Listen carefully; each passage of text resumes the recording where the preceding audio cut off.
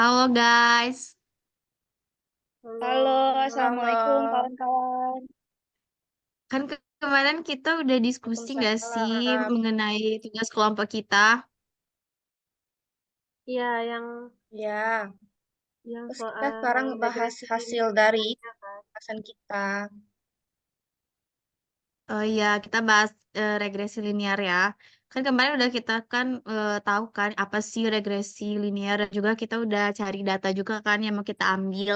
Kemarin kita mengambil data dari Kecamatan Mersam Mersam. kan? Iya, benar Ya, dari Kecamatan Mersab. Ya, Ya, Mersam. Kabupaten Batanghari. Nah, kemarin kita ngambil 50 responden kan? ya, 50 50 data data. responden. Nah, sesuai kesepakatan kita kemarin kan yang bakal kita ambil sebagai Y-nya itu produksi, ya kan? Terus Ya, untuk eh, ada luas lahan, umur petani, umur tanaman, jumlah pohon dan pendidikan petani untuk sebagai X-nya. untuk dummy. Nah, Hmm. eh, ya Hmm. terus kita pakai dummy satu, dummy duanya. Iya, benar. Kan Nah, kita kemarin juga pakai SPSS kan untuk uji datanya. Ya, kita pakai Eh, alat itu Ya, analisisnya dari SPSN. oke. Nah, Mungkin mungkin udah bisa eh, di-share kali ya soal hasil data dari SPSS yang kemarin udah kita cari. Aku share Iya, screen. boleh ini boleh kita banget kan biar kita. tahu dari Boleh. hasil pertama.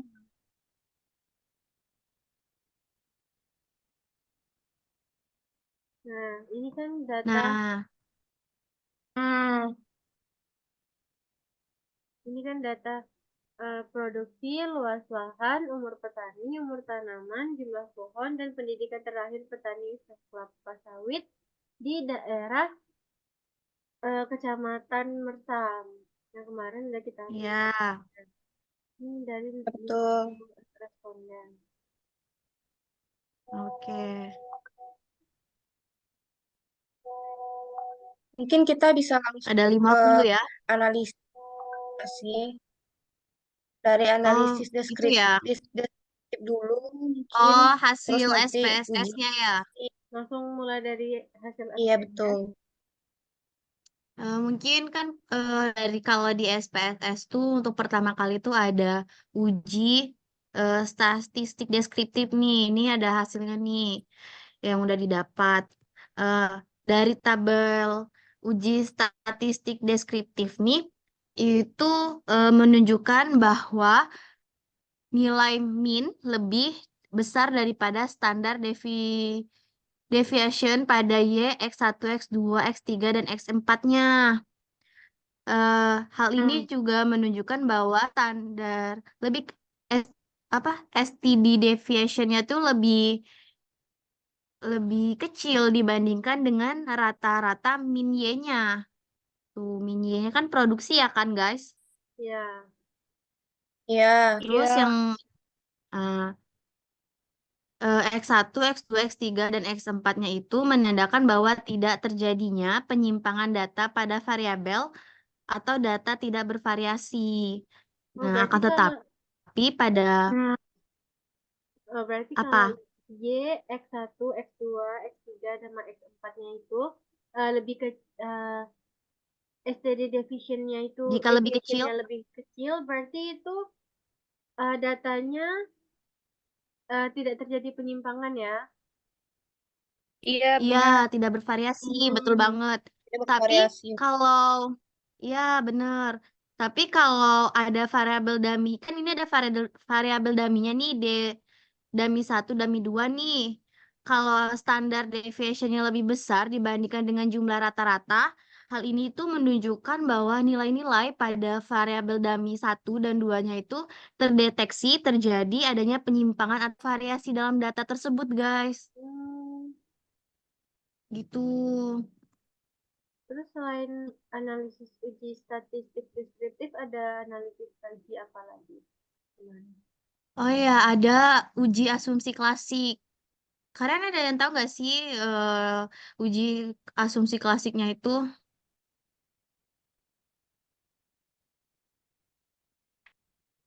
Nah, di sini kan ada tuh uji asumsi klasik. Jadi uji asumsi klasik ini bisa dibilang suatu persyaratan statistik analisis eh, regresi linear berganda. Jadi ada tiga di uji asumsi klasik itu. Yang pertama ada uji normalitas. Jadi uji normalitas ini merupakan sebuah uji yang dilakukan dengan tujuan untuk menilai sebaran data pada sebuah kelompok data atau variabel. Jadi apakah sebaran data tersebut berdistribusi normal ataukah tidak?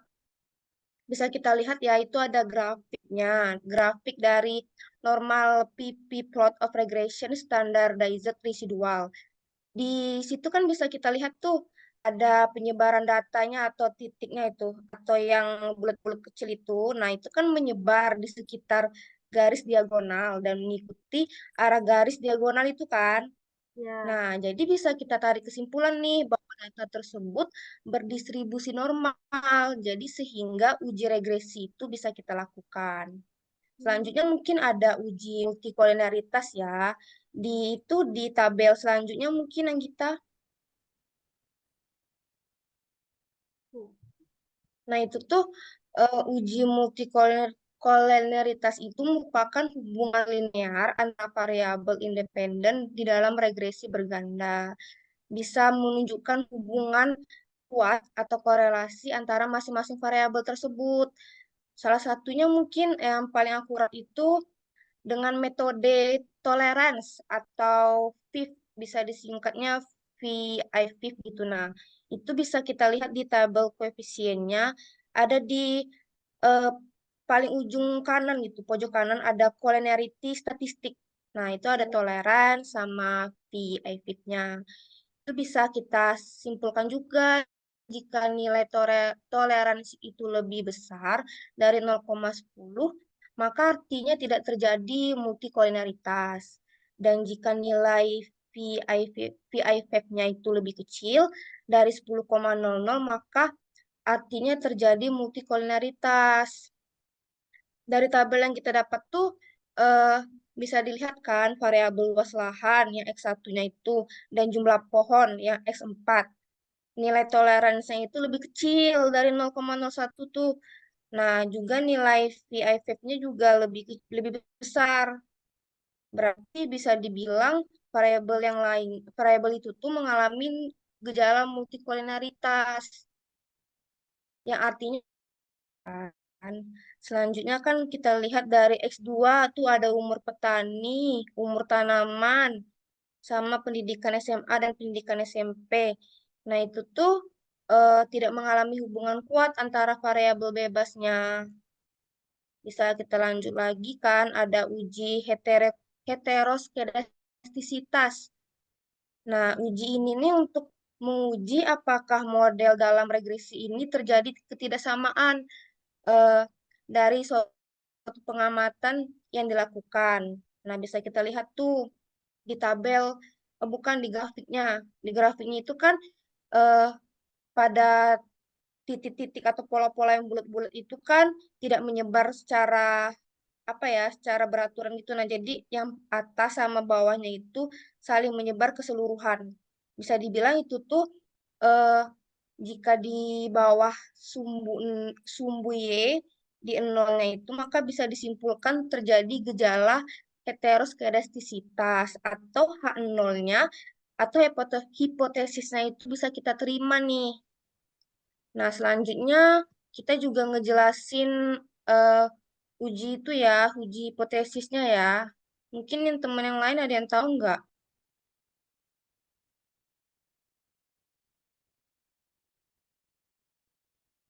Mungkin bisa nambahin soal tabel koefisien tadi.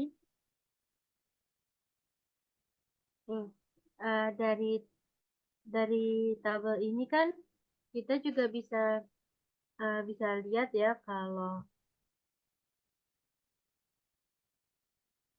pada kolom B di di unstandardized koefisien itu ada kolom B dan kolom STD error. Nah, pada kolom B kolom B konstan itu kan nilainya itu 6,820.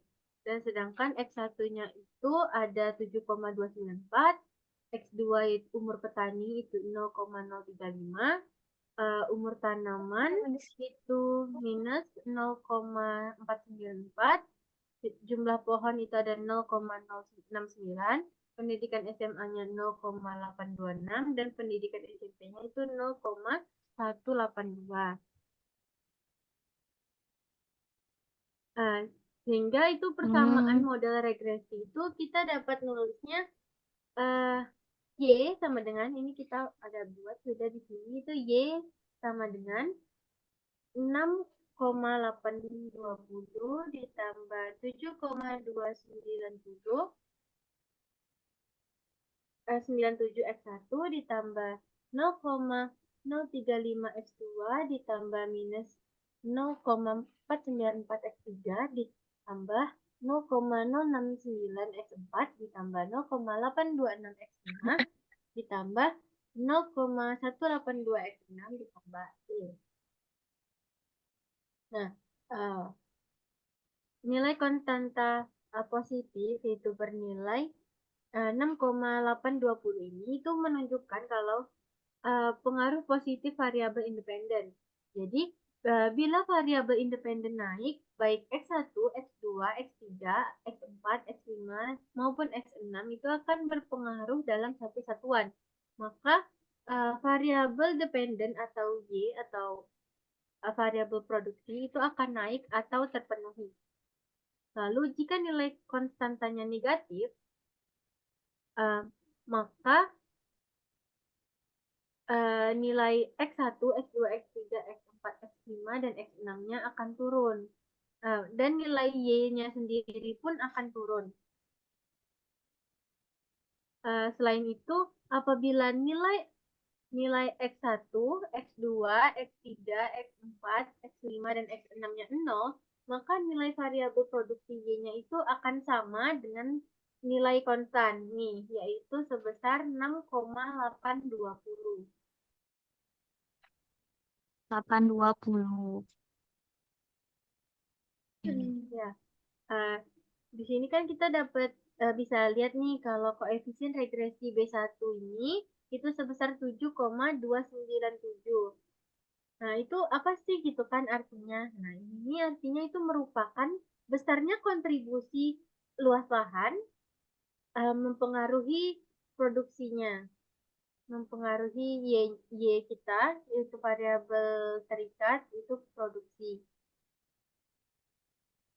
Nah, koefisien regresi sebesar 7,297 ini menunjukkan bahwa luas lahan itu memiliki korelasi positif terhadap produksi atau variabel terikat. Begitu terus dengan B2, B3, B4, B5, dan B6. Ini berarti umur luas lahan kan tadi berpengaruh 7,297 terhadap terhadap produksi. Berarti umur petani juga berpengaruh positif sebesar 0,035%, sebesar 0,35 terhadap produksi. Nah, tapi untuk umur tanaman ini berpengaruh negatif sebesar negatif 0,494 itu terhadap produksi atau variabel terikat. Nah, jumlah pohon juga berpengaruh positif sebesar 0,069. Pendidikan petani yaitu pendidikan SMA itu berpengaruh sebesar 0,826. Dan pendidikan SMP itu berpengaruh sebesar 0,182 terhadap produksi. Nah, berarti yang kontribusi luas lahan tuh sangat mempengaruhi ya. Ya, di sini kita bisa lihat kalau luas lahan itu sangat sangat berpengaruh terhadap produksi dari usaha tani kelapa sawit di Kecamatan Bekam. Mungkin kita bisa Iya. lanjut ke Kalau lihat dari datanya sih iya ya. ya, mungkin kita bisa Ya, Lanjut, lanjut Kak. ke tabel selanjutnya ya. Tabel koefisien. Ya,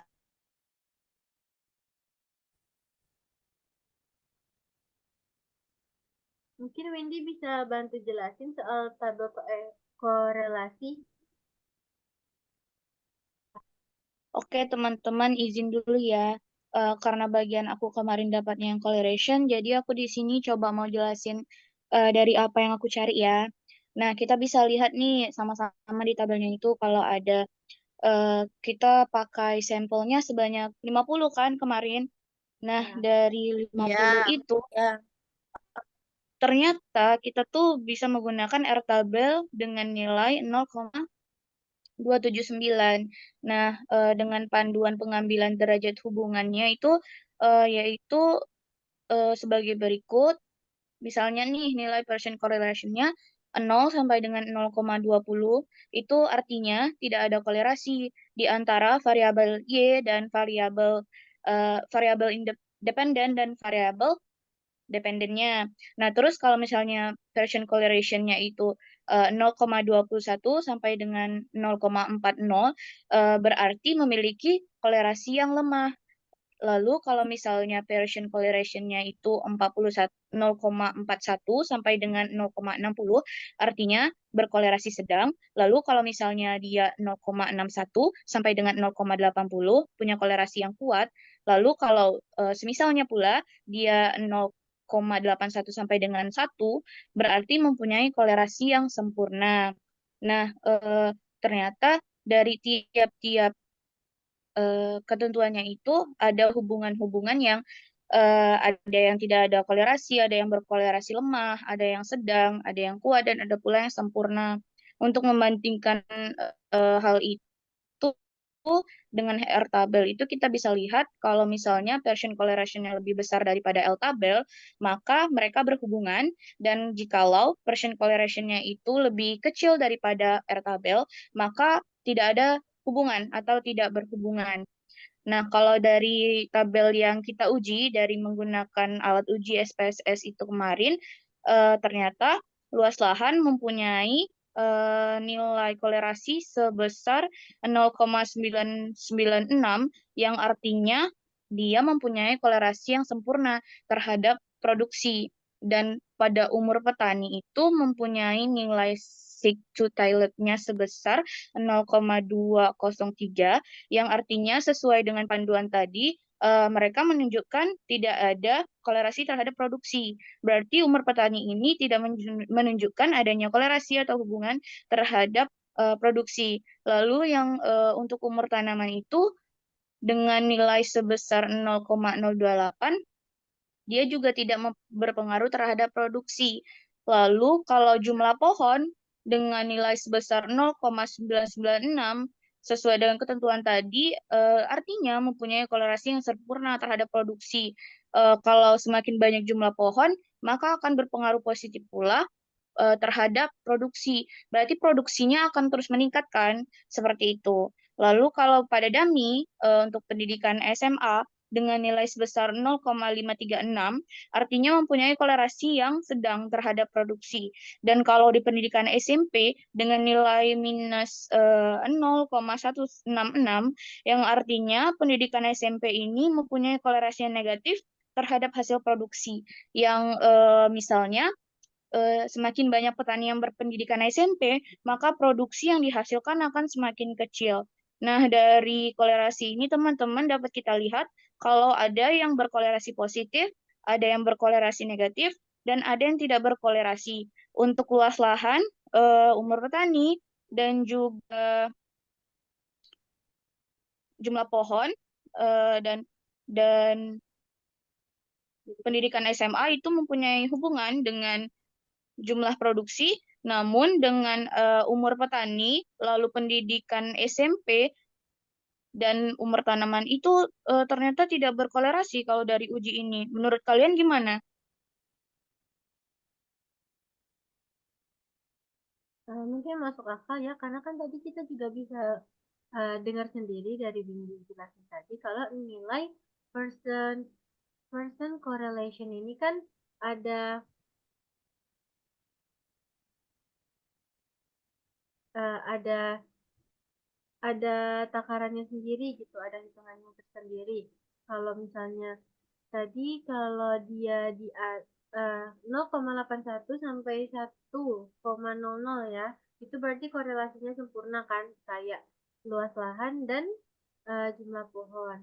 Berarti kalau misalnya emang aturannya itu tidak ada korelasi, em, mungkin umur petani, umur tanaman dan pendidikan SMP ini juga tidak tidak berkorelasi gitu sama produksi sama produksi dari usaha tani kelapa sawit. Hmm.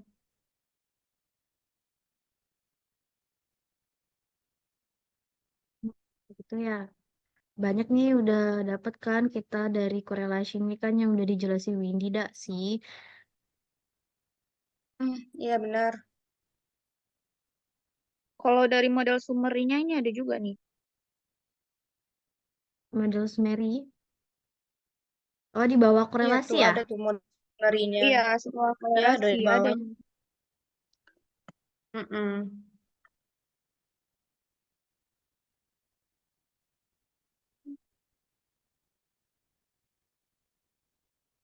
Hmm.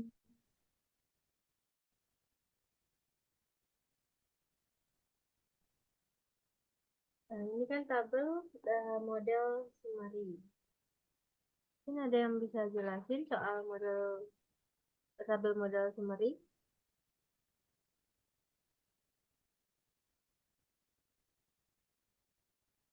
Mungkin gini dan sih teman-teman ini kan eh, di layarnya kan udah ada nih tabel dari model Sumery.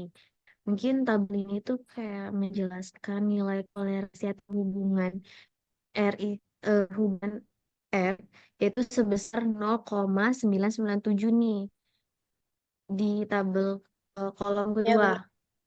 Teman-teman kan dan dijelaskan juga besarnya presentasi itu berpengaruh pengaruh presentasi pengaruh variabel bebas itu terhadap variabel terikat yang disebut juga dengan koefisien determinasi yang merupakan hasil dari penguadratan R square sama dengan 99,5%.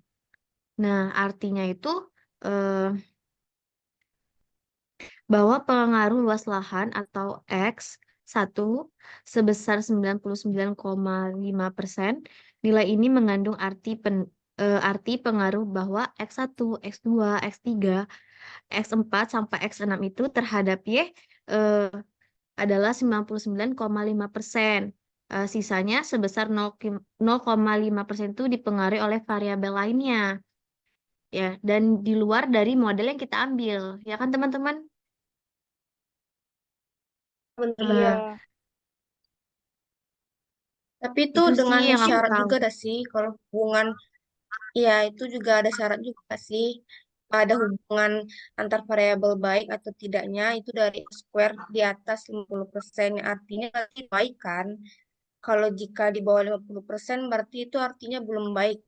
Ya enggak sih? iya Nah, benar. ya karena kita ini kan udah 99,5% kan, otomatis berarti model Sumeria yang data yang kita olah ini berpengaruh baik terhadap eh, produksi kan. Iya, terhadap Itu enggak variabel sih? Y-nya. Ya, Ada ya Oke, mungkin variabel bisa Y-nya. lanjut juga gitu ke tabel selanjutnya. Boleh kita lanjut ke tabel ANOVA ya. Nah, dari tabel ini kan kita bisa lihat nih kalau pengaruh nyata atau signifikan dari variabel X1, X2, X3, X4, X5, dan X6 terhadap variabel Y atau variabel terikat yang telah kita dapat dari data tadi, itu dari outputnya dapat dilihat bahwa kalau ini F hitung kita adalah 1,808 1,308,482. Nah, maksudnya Iya, benar. 1908,482. Ya, Nah, dengan tingkat signifikansinya atau probabilitasnya itu adalah 0,000. Nah, karena tingkat Kecil signifikansi dari 0,005 kan? itu dari 0,05, maka model ya, regresinya itu kita bisa pakai untuk memprediksi variabel produksi atau variabel Y-nya. Karena kan ini nilai Oh, nilainya gitu. itu kan 0,0 nih. Sedangkan Ya, tingkat signifikannya Ya, betul-betul.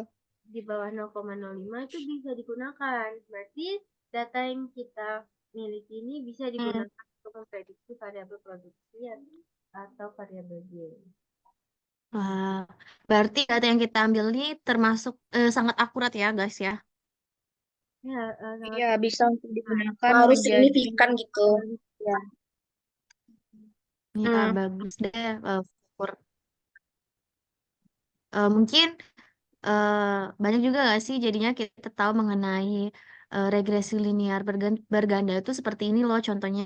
Terus dalam penggunaan SPSS-nya juga kita belajar gimana caranya mengolah data ya kan. Jadi kita hmm. juga banyak tahu nih mengenai korelasi yang udah disampaikan Windy, terus ada ANOVA juga, lalu ada model summary-nya juga. Banyak banget yang kita pelajari dari eh, mata kuliah ekonometrika ini, ya kan? Ya benar. Dengan penggunaan aplikasi SPSS ini ternyata juga mudahin kita ya untuk nyari nilai B0, B1 yang biasanya kita pakai secara manual seperti itu. Terus kita kita cari lagi kolerasinya dan SPSS ini ternyata mudahin banget. Ya, jadi Betul, nggak betul. ngolah data satu-satu, tinggal kita masuki data, kita Iya. rincikan, udah keluar datanya, ya kan? Ya Ya, benar. Terus mudah Ya, lagi untuk dibaca. bisa memudahkan kita juga Iya, dalam udah penelitian. dianalisis. ya, ya. Mungkin untuk diskusi malam ini kita sampaikan sampai sini aja ya teman-teman karena udah larut malam juga dan juga kita masih ada tugas individu lagi kan yang harus kita kerjakan. Iya. Ya, Oke, betul. makasih ya untuk semuanya. Kasih semua. Ya, makasih. Oke, Semoga Terima informasi kasih semuanya. bermanfaat. makasih. Semoga informasi kita dari Ya, ini bermanfaat ya. Iya. ya, makasih Ya. guys.